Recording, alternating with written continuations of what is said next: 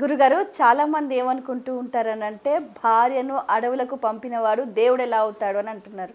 దానికి మీరేం చెప్తారు? దేవుడు, భర్త ఒక వ్యక్తిలో ఉండే అంశాలే. ఇల్లాలిని భర్తగా కోపగించుకోవచ్చు, ఇల్లాలిని భర్తగా దగ్గర తీసుకోవచ్చు. ఇల్లాలికి ఎవరైనా అపకారం చేస్తే అంత చిన్న గరికెపోచ తీసి కాకాసురైక నయన హరల్లీలాస్త్రధారిణే. సీతాదేవి స్తనయుగాన్ని చూచి ఏదో ఒక రాక్షస స్వరూపం కాకాసురుడు, అదేదో పండు అని భ్రమించి దగ్గరగా వస్తే ఆగ్రహంతో రామచంద్రమూర్తి అంత గడ్డి పరక తీసి వేస్తే అది బ్రహ్మాస్త్రంగా వెంటాడిన సందర్భంలో ఆ రామచంద్రమూర్తి భర్త.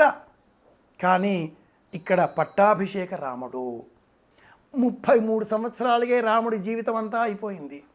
13 సంవత్సరాలకు వివాహం, 12 సంవత్సరాలు అయోధ్యలో నివాసం, 25 సంవత్సరాల అనంతరం వనవాసం, 10 సంవత్సరాలు అడవులలో ఆనందంగా, మరి ఒక 3 సంవత్సరాలు ఖరదూషణాదులతో యుద్ధాలు, 13 సంవత్సరాల అనంతరం అంటే 38 ఏండ్ల ప్రాయంలో రామునకు సీతాదేవికి సంబంధించిన ఒక వియోగం సంవత్సర కాలం.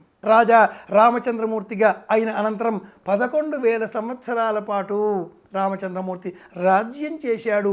10,000 సంవత్సరాల పాటు అని కూడా గ్రంథాంతర భాగాలుగా అందరం చెప్పుకునేటటువంటి నేపథ్యంలో 39-40 సంవత్సరాలలోనే జీవితమంతా రామాయణమంతా గడిపేసిన ఆ రామచంద్రమూర్తి అనంతరం 10,000 సంవత్సరాలు, 11,000 సంవత్సరాలు రాజ్యాన్ని ఎలా నిర్వహించాడంటే అది రామరాజ్యం కనుక.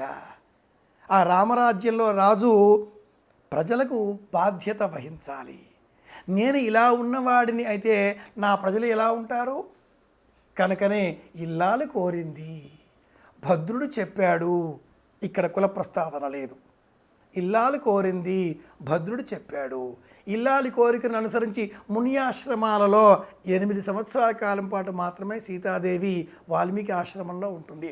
లవకుశలను తిరిగి ఆ అయోధ్యకి తీసుకువచ్చి సభలోనే రామునకు అప్పగించి భూమాత బడిలో రాముని సభలోనే వెళ్ళిపోయిన నేపథ్యం శ్రీరామాయణంలో అభివర్ణితం. ఈ నేపథ్యంలో రాజుగా పంపించాడు, భర్తగా విలపించాడు. ఇది మనం తెలుసుకోవాల్సిన నిజం.